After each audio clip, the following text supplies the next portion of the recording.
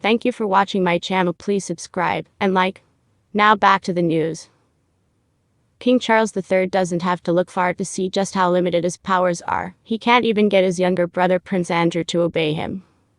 A real estate row between the two brothers has reached farcical proportions, with the disgraced Andrew making a mockery of his big brother's pressure campaign to get him to leave his grace and favor home, which in theory is the king's gift.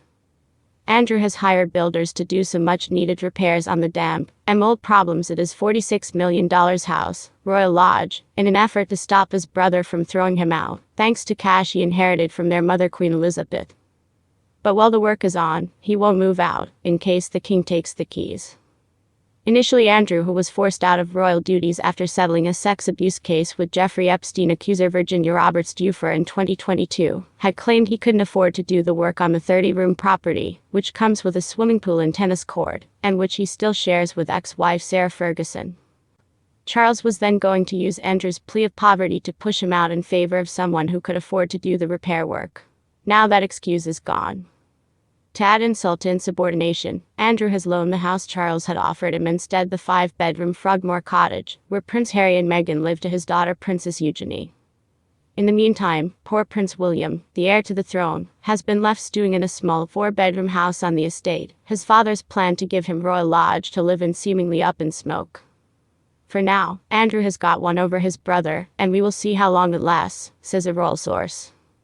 Work started on the Royal Lodge this month and will extend to the end of the summer. Andrew was advised that he should move out while work was undertaken, because the house is virtually a building site, but he's refused because he's so terrified that the property might be seized in his absence, according to the source. In the meantime, Harry and Meghan vacated Frogmore after being told they needed to leave to make way for Andrew, but he is refusing to go there, even though he was given the keys. He's allowing Eugenie to stay there. She's just given birth to her second child, so while she recovers and gets back on her feet, she's staying in Frogmore to be near her mom and dad.